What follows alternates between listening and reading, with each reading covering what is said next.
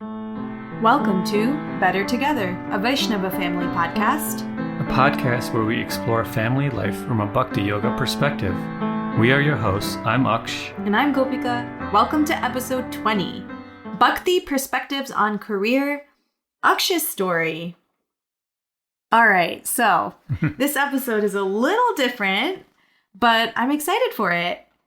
We teach a class at our local temple on Sundays to high school and college students. And one topic of high interest this year, and generally always, is the topic of finding your career, finding your dharma, your true nature, how to choose a life path for oneself. And a few months ago, Aksh, you very courageously and vulnerably shared your own very interesting story of how you came across this idea of working according to your nature and how you ended up in the place you are today in your career. And it was received really very positively by the youth. Given that there's been so much conversation in the online space recently about this topic, we thought that this could be a fun conversation to bring to the podcast. Yeah, I just want to say thanks for encouraging me to do this and share my story. I don't speak as much generally. Well, I feel like quietness doesn't define life experience. So I feel like you have a lot to share in your story. And I wanted to start off with this question. Why in the Bhakti tradition is it even important to discover your true nature? Like this idea of making sure that you are working in a way that you specifically are meant to work in this body, in this life. I think it's common ideology in the devotee community, this idea of like, you just engage in the material world just as much as you need to. Maybe you find a 9-to-5, make your money, do what you need to do. But really, your real life is this Krishna consciousness world and how you are as a devotee and your service. What are your thoughts on this? Yeah. Well, I think that in my experience, I find it exhausting to be spending 8 hours a day doing something that I was just waiting to finish to then go do something else that I felt like I would enjoy more. Yeah. I was also asking myself, like, this is the place where I have the most energy, the most attention, right? Yeah. Isn't it important for me to be using that in a way that maximizes my contribution to others? If my life is about service, I have to actually understand where that contribution is coming from and how to best hone it. Yeah. No, I 100% resonate with what you're saying. And it reminds me a little bit about what Urmila Mataji was sharing in one of her podcasts. Yeah.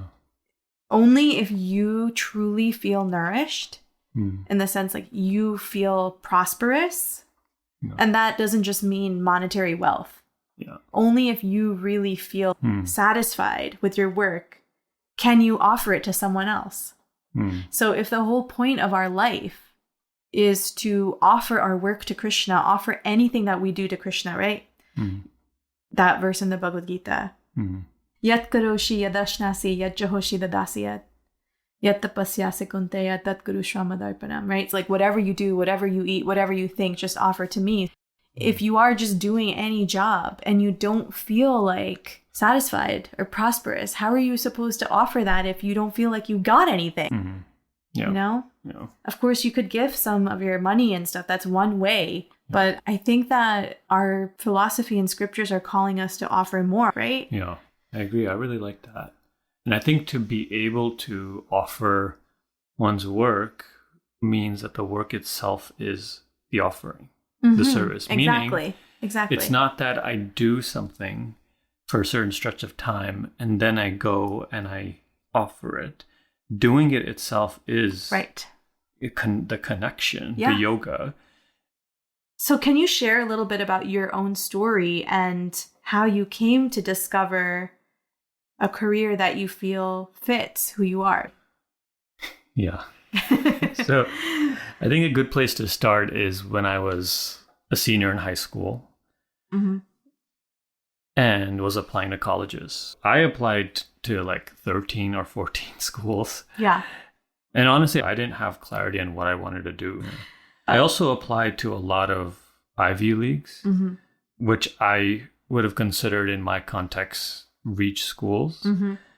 Honestly, I did that because a lot of my peers in high school were applying to them.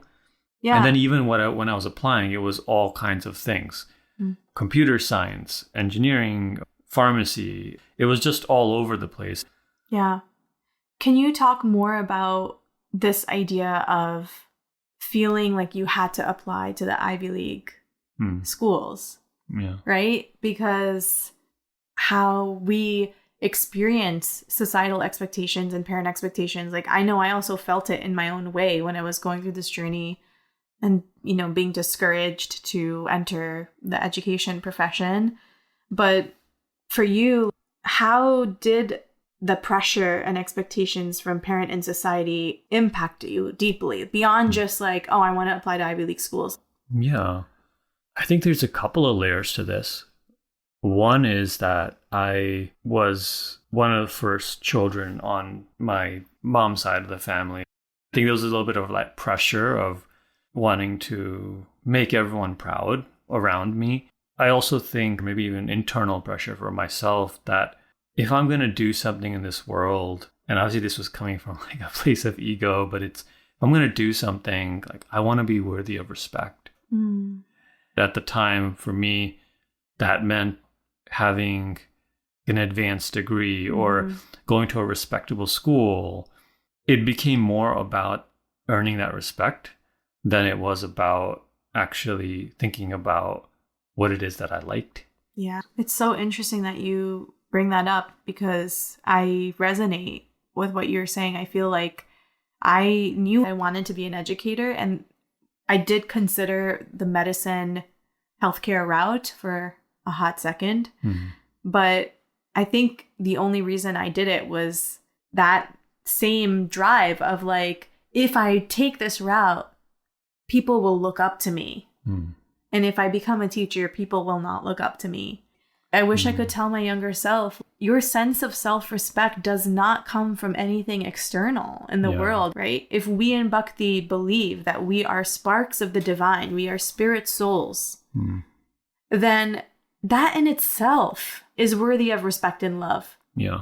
It doesn't matter in what is respectable in the eyes of others and how much pressure we felt as young people. Yeah. How much we were striving for that validation where we had what we needed to garner that respect all along. Yeah.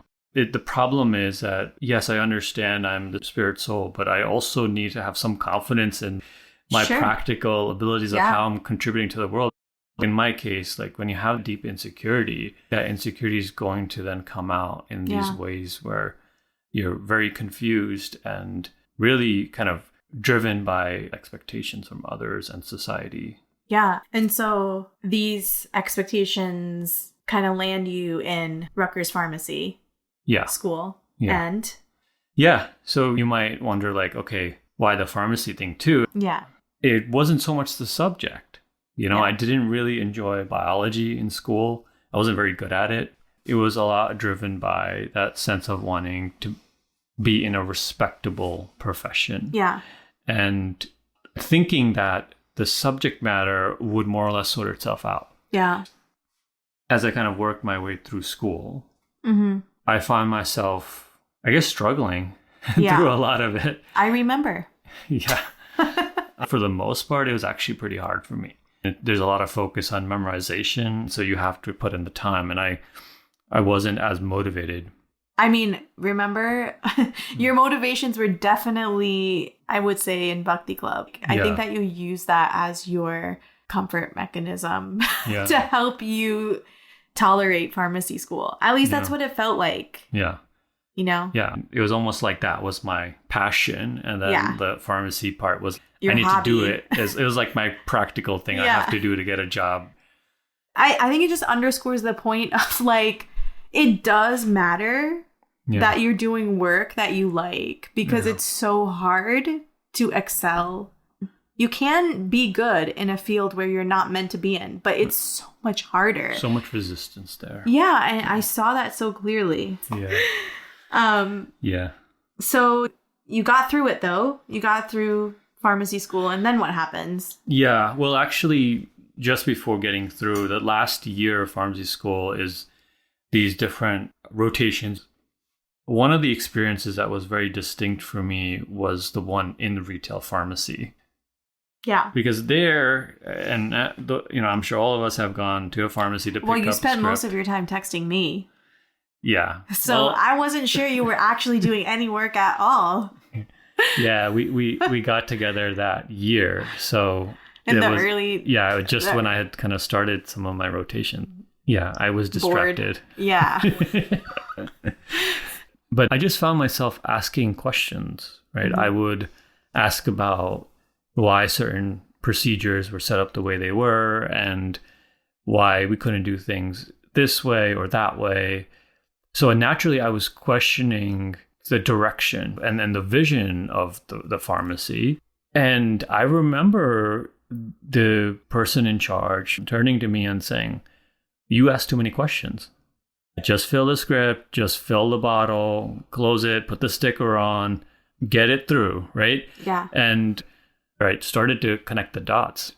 The fact that I was asking questions and that was challenged was a signal, right? It was an insight at that time that, hey, maybe this isn't the place for me. Mm-hmm. So then... Yeah, so then... After your rotations... Then I graduated, found myself at a pharmaceutical company. Mm-hmm. It's very much like you worked by yourself and you had these caseloads.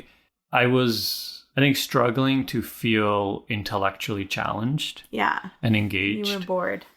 So I figured that while I was at this big company, I could just pull up the org chart and just start sending emails to different people. This. Yeah. And so over the course of maybe 3 or 4 months, I had lunch with like 40 people. Yeah. Yeah. It was almost like a way for me to pressure test my interest. Can I just say, like, I really admire your ability to like network, which is really funny because if you know us, you would think that you were not as good at networking and I would probably be stronger at networking. But in fact, it's the complete opposite in this one area of life. So what was your takeaway from all of these lunch dates? Yeah, I was able to eliminate some potential paths. Being interested in so many areas, you need some clarity to dwindle that down and get to a few areas to pursue initially. I was also really into like the creative side of things. Yeah. To the point that I even considered like, should I study film production? I had the opportunity to watch a video shoot happen live. And it was during that shoot I saw that I didn't actually want to be the person behind the camera. I saw that where my contribution would be most valued in that situation was in directing the content of what was happening, what was the shoot. Yeah. Well, I want to push you on that point of like you realizing you didn't want to be behind the camera and you wanted to be directing, because when you're on this path of discovering who you are, how can you discern the role of the ego and the societal pressure in that situation? So what I'm getting at is if you felt these societal expectations and pressures to feel respected, and it definitely did for you because we didn't talk about this in your story, but you almost went to medical school, which was like not really the right fit for you either, but we skipped that part. That was important. But I think that was really more out of your desire to be respected. Yeah. Similarly, now you're at this video shoot and you're like, I'm not going to be the guy behind the camera. Like, how do you know that that's not just your need to garner respect versus your true nature? That's a really good question and a good pushback. What I saw there was that intellectually, I was much more suited for discussing and churning the actual content and discussion and the script Yeah, like the overall vision of the whole vision, thing. Right? Versus the support that was around there to help that vision come to life. Mm-hmm. I think I realized that it was also not enough for me to just like the cameras and the technical part. Yeah. But I needed to be a part of that process. That's where I started to get more clarity. I mean, you're saying that you started to get more clarity, but you didn't go that route, right? Initially, yeah. Yeah. It's like you came out of pharmacy school and you're like, actually, maybe pharmacy wasn't the best degree for my nature because clearly I have more of a talent in this like strategy thinking, creative, putting different pieces of a puzzle together to understand something and then communicate it to others.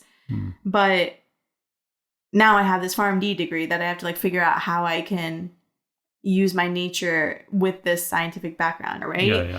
So, yeah. Okay. So you got this like little insight and then?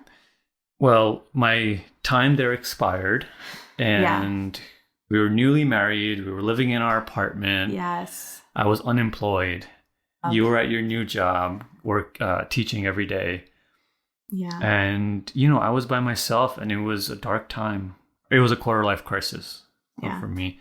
I think that unsettledness, also showed up in my health. Yeah, you were getting sick so frequently. And I still remember this one time there was some Ayurvedic doctor that visited and did some seminar at the temple. And I think your parents were like, you should go meet this person. You're getting sick so much. So we went to the house where he was staying. Yeah. We sat with him. And we were straight up expecting him to like take your pulse and then advise us on a diet, the typical Ayurvedic consultation. And he literally sat down and he looks at Aksh and he was like, you need to figure out what you're doing with your life. Your life is not figured out. And if you do that, if you become settled in your life, you'll stop getting sick. Yeah. And that stranger Ayurvedic doctor could not have been more right. Yeah. You know? It was such a weird encounter. But just going back to the point of the importance of really trying to figure out who you are, like it does matter. Yeah. We say, oh, you're young, you have time. But to also not do any work and consider these things when you're younger, I think can become an impact to your mental health and even your physical health. Yeah. So you're working through this dark time. You're kind of home by yourself during the day because I'm at work and then? Yeah. So then I would go to the park nearby and I just remember really trying to figure things out and praying, really sincerely that please, Krishna, give me some direction as to where I can go. I mean, I had so many experiences at this point, had met all these people. I was almost more confused because there were so many options. Somehow this idea came to me because I knew that I had this sort of creative interest.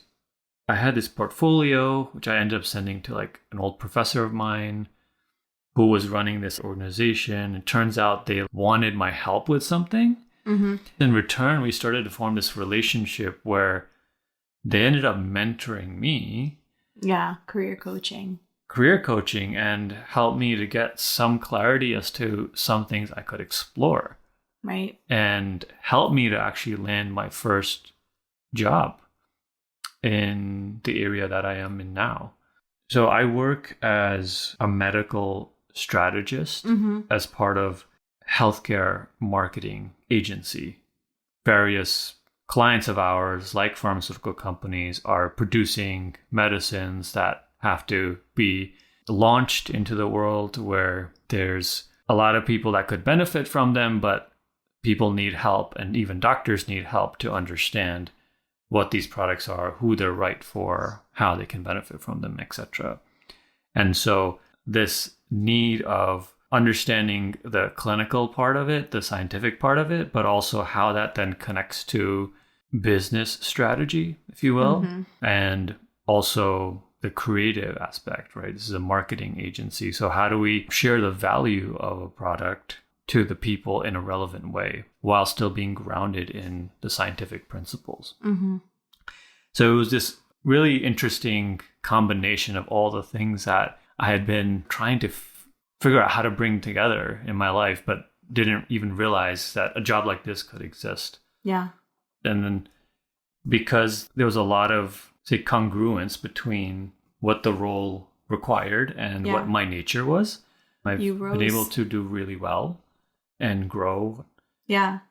I feel like that's been like a sign that you're kind of in the right spot, that if you're in the right spot, you tend to rise relatively quickly and relatively easily. Not that you haven't worked hard. There definitely was some difficult moments. I think any career, any work path that you go into requires hard work and obstacles and challenges. But I think there's like less resistance, you know? Yeah. Yeah. And how do you feel now that you're in this different space? How has it impacted your life to be working now in this career path compared to when we first got married a decade ago and you were in that office completing report after report, you know? Right. Well, I feel inspired by the work that I do to, at least to some extent. I feel that it's important. When I'm at my job and when I'm at Temple, I'm almost always showing up as kind of the same person with some of the same skill sets and the same, nature. Yeah. Right. And I think that has been important for me. No energy and code switching, right? Like, you just can be who you are. Yeah. Yeah, exactly. And might I add, you don't get sick nearly as much, for sure. Yeah. I know when you shared the story with the youth, you kind of summarized with an acronym that encapsulated the top action items that could support. I was thinking it could be nice to share. Do you want to share? Yeah. I think we came up with this together. So it's the GRIT acronym. So it's GRITT. The G is for guidance. We need other people in our life to be those soundboards to challenge us, to help clarify us. For me, it was specifically that time in my life where I ended up getting that career coaching. R is for relationships. So to build a network of support. I think the challenge with this one is sometimes we want to reach out to someone when there's a favor to ask. Yeah. But if all the relationship is transaction, people actually don't feel inspired to have a relationship. Yeah. So the one thing I'm realizing is just to have a relationship and to stay connected. Yeah, totally. I is for introspection. So reflecting on one's experiences, right? Observing yourself in these different environments. Yeah. Right. When am I actually really inspired? Yeah. When do I feel bored? Recognizing my own strengths and weaknesses and like what role do I naturally play on a team? I think part of I also is that awareness of the ego. Yeah. Just asking yourself honestly, do I want to be this profession because I'm looking for validation from others in any sort of way? Yeah. And what's that all about? Yeah. That's super important. So guidance, relationship, introspection, and then? The T is for trial and error. Yeah. So obviously getting a lot of different experiences and trying to get them as early as possible. That was so important for me too. I was split between healthcare and education, and I literally shadowed in a hospital and in a school, and that was it. Yeah. That was my defining moment. So, you knew it. Yeah. And then the last T is trusting in Krishna's plan, God's plan. Because ultimately, even after getting guidance, building your network, introspecting on yourself and trying all these different experiences, it was, I feel, some sort of intervention, if I might say, that helped me find this unique path that I just never knew existed. And I think it's just a reflection of Krishna's greater plan. Yeah. Totally. I love that. Now, fast forward. Yeah. We have little ones. Yeah. But what insights from your journey do you feel like you want to inform your parenting? How are they going to show up in how we raise our kids? Yeah. Recently, I noticed that the way that I talk to our son about my work can sometimes be as if it's like a chore. I want my kids to know that I do love my work. Yeah. You know, there's nothing wrong with that. And yeah. You should like what you do, and it can make you money. Mm-hmm. And that's my hope, that our kids can also see that in their parents. What are your thoughts?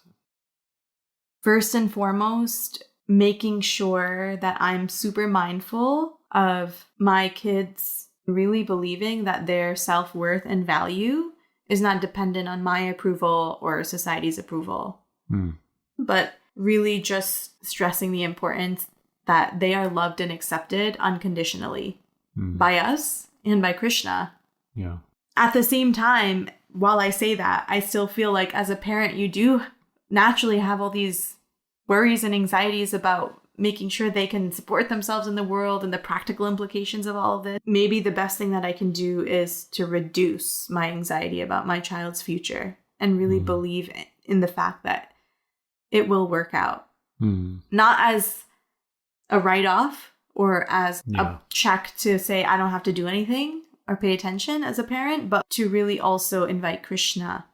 It's not just me orchestrating my child's success, that they are their own person, that Krishna is on their side, and like really giving Krishna some of the responsibility here. Yeah. And then the third is to really encourage those personal pursuits that they love, where they light up even as a younger child. I just listened to a podcast where the psychologist was sharing he works with a lot of parents and students that are struggling in school and are not motivated. Like, how can you help this child be more motivated and autonomous? And the first thing that he tries to identify in that child is, do they have anything in their life where they like light up? Yeah. And he was saying that it's like, if a kid has that, then he doesn't worry about them, even if they're flunking out school. Because if there is some experience of this brain state where it's high functioning, high focus, high interest, and low stress, which is the combination that happens when you're in this passionate space, then you will crave that in your life. Yeah. So if you've experienced that brain state and it feels really good, some people call it flow. Yeah. You will want it more. Yeah. So you will find it for yourself. Yeah. And so he was talking about how for younger children, really finding where they can experience that in whatever they're doing. Let them experience that brain state so they seek that out in their life. Yeah. Because that is ultimately what's going to nourish them, help them be healthy people that contribute in a meaningful way. Yeah, I love that. Yeah. Well, this was a really nice chat. Yeah. Even though we have a 4-year-old and a 1-year-old, I feel like the work starts now. Yeah. You know? Yeah. Yeah. Thanks again for encouraging me to speak my story. Thanks for sharing it. And yeah, I just also want to make sure that I don't convey that the story has ended and it's a happily ever after, because you're still trying to figure it out. Yeah, I'm sure will be more twists and turns to the journey. Yeah. Because it's a multi-level faceted journey where your nature and your career path then will intersect with life. Yeah. And family situations and practical situations and marriage and your spouse's needs and raising children. There's all of these factors that will then run into you working in the world with your nature. Yeah. So it's ever evolving for both of us. Yep. All right. Well, we're going to wrap this. For those of you who are listening, our daughter woke up 4 times during the recording of this podcast. We've been at it for 2 hours to record a 30-minute podcast. So it's the end now. But it was great. And we would love to hear your thoughts, your reflections, your stories. Thank you for listening. with that, have a great night, and we'll see you on the next episode. Hare Krishna. Hare Krishna.